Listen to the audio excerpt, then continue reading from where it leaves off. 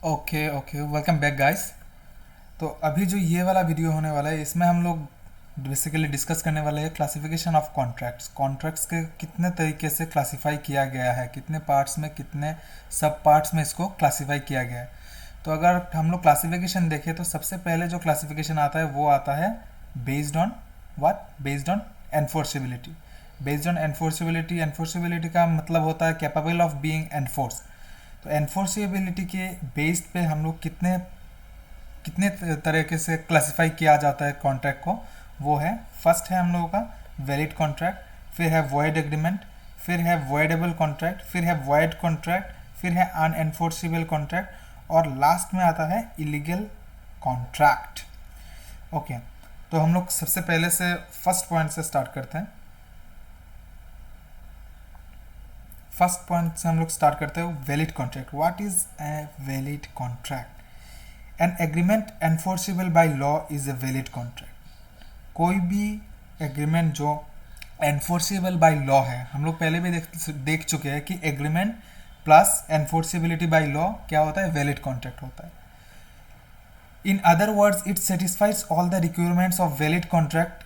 Valid contract जो है वो सेक्शन 10 में लिखा गया है कि एक कॉन्ट्रैक्ट वैलिड होने के लिए क्या क्या एसेंशियल एलिमेंट चाहिए होता है। वो अगर if any of this essential requirements is missing it become a void contract. मतलब क्या है, हम लोगों का कोई भी वैलिड कॉन्ट्रैक्ट बनने के लिए जो सेक्शन 10 में दिया गया है, जो जो रिक्वायरमेंट वो होने से ही वो वैलिड कॉन्ट्रैक्ट है। अगर any of this essential requirement अगर कोई भी एक मिसिंग है तो वो वॉइड कॉन्ट्रैक्ट बन जाता है। वैलिड कॉन्ट्रैक्ट का मतलब पता चल गया। On the basis of enforceability, valid contract का मतलब है an agreement enforceable bye law. Okay, the next one is void agreement. What is the next one? The next one is void agreement. What is a void agreement? An agreement not enforceable by law. Simple. जो agreement not enforceable by law है is said to be void. जो agreement enforceable by law नहीं है, जो legality नहीं है उसमें, अगर वो capable of not being enforced by law है तो उसे कहा जाता है void agreement. A void agreement has no legal consequences. मतलब एक अगर वॉइड एग्रीमेंट होता है उसका कोई लीगल रूप ही नहीं हो सकता है। Okay, next let's come to voidable contract. What? Voidable contract, this is voidable contract. An agreement which is enforceable at the option of one or more parties thereto, but not at the option of other parties, but not at the option of other or other is voidable contract. मतलब क्या है, हम लोग ये पहले भी देख चुके थे। वॉइडेबल कॉन्ट्रैक्ट क्या होता है, अगर एक पार्टी, कॉन्ट्रैक्ट में दो पार्टीज होता है, minimum 2 parties are required to make a contract, तो उस पार्टी, एक पार्टी अगर एनफोर्सेबल बाय लॉ है मतलब, और दूसरा का कॉन्सेंट अगर कोई मतलब फ्री नहीं है तो उसे कहा जाता है वॉइडेबल कॉन्ट्रैक्ट। मतलब चाहे तो दूसरा पार्टी जो है उसे वॉइड करार कर सकता है, वो अभी वैलिड है लेकिन वो वॉइड हो सकता है। तो at the option of another party, at the option of one party it is valid, but at the option of another party he can make it void. So this type of contract is known as voidable contract. Okay, the next, let's come to the next. Next is what? Void contract. What is an void contract? A contract which ceases to be enforceable by law becomes void. Okay, जो पहले valid था but now it ceases to be enforceable, अभी वो मतलब enforceability उसके अंदर में से खत्म हो चुका है तो उसे कहा जाता है वॉइड कॉन्ट्रैक्ट। पहले ये वैलिड था बट अभी ये सीजेस टू बी एनफोर्स्ड है, इसीलिए इसको कहा जाता है void contract. Okay, next is unenforceable contract. Okay, let me change the marker. Okay, let's come to little down. तो ये है अनएनफोर्सेबल कॉन्ट्रैक्ट। अनएनफोर्सेबल कॉन्ट्रैक्ट क्या है? These are the contract which cannot be enforced in the court of law. ये court of law में enforce नहीं हो सकता है because of some technical defect. इसका कारण क्या है? कुछ टेक्निकल डिफेक्ट इसमें हो गया। This contracts becomes fully enforceable if technical defaults are removed. मतलब क्या है, कुछ कॉन्ट्रैक्ट है, वो कॉन्ट्रैक्ट तो बन चुका है लेकिन अभी कुछ टेक्निकल डिफेक्ट की वजह से वो एनफोर्सेबल नहीं है, तो उसे क्या कहा जाएगा? Unenforceable contract. ओके, उसे कहा जाएगा unenforceable contract. Then the next is illegal contract. Okay, let's come to the next. This is illegal contract. Illegal contract क्या होता है? An illegal contract is destitute of any legal effect from the very beginning. मतलब क्या है? An illegal agreement is destitute मतलब fake, मतलब कुछ destitute मतलब वो it's is not capable of, lack of. An illegal agreement is lack of any legal effect from the beginning. मतलब पहले से उसके अंदर में क्या है? लीगल इफेक्ट नहीं हो सकता है. An illegal agreement are void agreement but all void agreement are not illegal. मतलब क्या है? हम लोग अगर देखते हैं हर इलीगल एग्रीमेंट जो है वो वॉइड होता है, वो वॉइड होता है, वो एनफोर्सेबल बाय लॉ नहीं होता है. But all void agreements are not illegal. Illegal are those which are मतलब स्पेसिफाइड किया गया इंडियन पिनल कोड के माध्यम से कि ये इलीगल है, तो वो इलीगल है.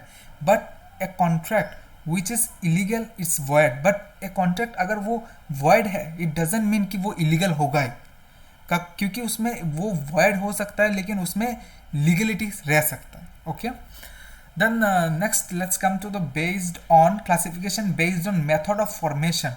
किस तरीके से फॉर्म किया गया है based on method of formation. ये ज़्यादा इंपॉर्टेंट नहीं है, ये ज़्यादातर एग्जाम में भी नहीं आया गया है, तो इसमें हम लोग देख लेते हैं फिर भी. तो formal contracts, first is formal contract. This term is usually found in English laws. Validity यहाँ से पढ़िए. Validity of this contracts depends upon their form. कोई स्पेसिफाइड फॉर्म है, उस फॉर्म में ही देना पड़ेगा तो उसको वैलिड माना जाएगा. They are valid even their lack consideration. मतलब अगर कंसिडरेशन नहीं हो तो भी हो सकता है, लेकिन उसमें क्या है, एक वैलिड फॉर्म है, एक वैलिड फॉर्मेट है, उसमें देना पड़ेगा, तो वो फॉर्मल कॉन्ट्रैक्ट्स कहा जाता है. And the second is simple contract. What does mean simple contract? Means all contract other than formal are called simple contracts.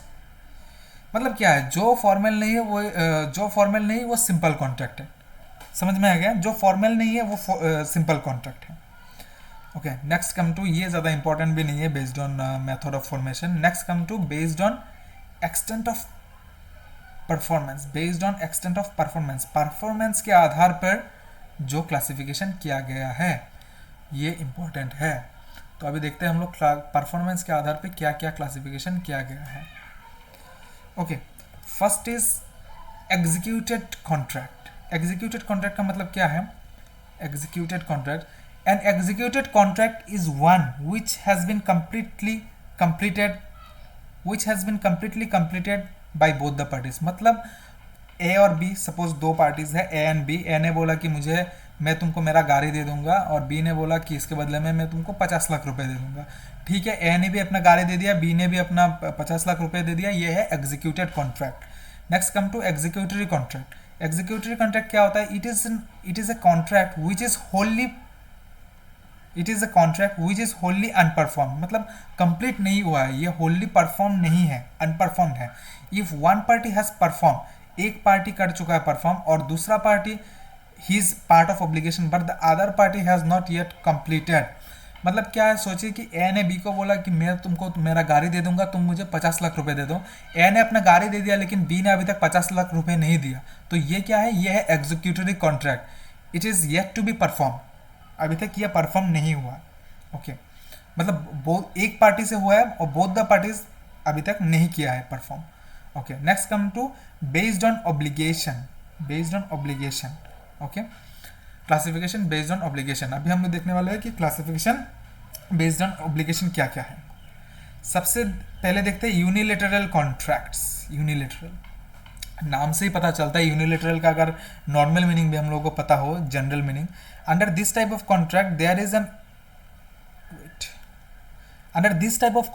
Is an obligation on the part of only one part when the contract is completed. Only one party when the contract is, मतलब क्या है? एक party से there is an obligation. Obligation सिर्फ एक party का ही है. Obligation on the part of only one party when the contract is concluded. मतलब सिर्फ एक पार्टी के द्वारा क्या है? एक पार्टी के द्वारा ऑब्लिगेशन है. Okay, next come to bilateral contract. Bilateral contract उसका जो हम लोग नॉर्मल कॉन्ट्रैक्ट समझते थे, here there is obligation on the both the parties of the contract, मतलब both the parties of the contract are obliged under something. Okay, next come to multilateral contract. Multilateral contract मतलब क्या है, यहाँ पे more than 2 parties are involve हुई, यही है multilateral contract, और ये बहुत कॉम्प्लेक्स है, ये इतना मतलब खास नहीं है। सिर्फ यही याद रखिए कि multilateral contract, this type of contracts, two more than 2 parties are involve in multilateral contracts. Okay, next come to on the basis of mode of creation, on the basis of mode of creation, classification on the basis of mode of creation. Okay, let me change the marker. हाँ, first is express contract. Express contract, थोड़ा नीचे आ जाते हैं हम लोग। According to section 9, ये सब छोड़ दीजिए यहाँ से। The contract entered into between the parties by words spoken or written are known as express contract. मतलब क्या है, कोई वर्ड स्पोकन या फिर रिटन होने से उसे कहा जाता है एक्सप्रेस कॉन्ट्रैक्ट। एक्सप्रेस कॉन्ट्रैक्ट क्या है, अगर कोई वर्ड स्पोकन है या फिर उसको रिटन फॉर्म में है तो वो है एक्सप्रेस कॉन्ट्रैक्ट। नेक्स्ट है इम्प्लाइड और इन्फर्ड कॉन्ट्रैक्ट, इसको इन्फर्ड कॉन्ट्रैक्ट भी कहा जाता है। ये इन्फर्ड कॉन्ट्रैक्ट किसे कहा जाता है, ये आप लोग एमसीक्यू के लिए या फिर क्वेश्चन के लिए आप लोग याद रखिए, इम्प्लाइड को ही इन्फर्ड कहा जाता है। Okay, the contracts which are made by an act or conduct of the parties and not by the words and terms are known as implied contract. Implied contract मतलब क्या है, जहाँ पे हम लोगों का क्या है, वर्ड स्पोकन वर्ड्स या फिर रिटन कुछ एक्सप्रेस नहीं है, उसे कहा जाता है इम्प्लाइड। जो एक्सप्रेस नहीं है उसी को कहा जाता है implied. Okay, next come to e contract. E contract हम लोगों को नाम से ही पता चलता है ई कॉन्ट्रैक्ट मतलब क्या हो सकता है। तो यहाँ पे हम लोग देखते हैं, interaction of 2 or more persons competent to contract using electrical means such as email. This involves interaction of an individual with an electronic agent such as computer programming or interaction of at least 2 electronic agents that are programmed in such a way to generate a contract। मतलब क्या है, electronic means के द्वारा अगर हम लोग कोई भी कम्युनिकेशन करते हैं, कोई भी कॉन्ट्रैक्ट करते हैं तो उसे कहा जाता है ई कॉन्ट्रैक्ट। ओके, ई कॉन्ट्रैक्ट तक समझ में आ चुका है। तो यहाँ पे हम लोग देख चुके कि क्लासिफिकेशन ऑफ कॉन्ट्रैक्ट, कॉन्ट्रैक्ट को किस तरीके से क्लासिफाइड किया गया। तो इसके नीचे नेक्स्ट क्या है, हम लोगों का ऑफर एंड एक्सेप्टेंस, जो हम लोग offer and acceptance in depth पढ़ने वाले हैं। तो ये वाला हम लोग नेक्स्ट क्लास में देखेंगे, यहाँ अभी हम लोग क्लास यही तक रखेंगे। We will see this things offer and acceptance in next class. Okay, offer and acceptance. Thank you for watching till now.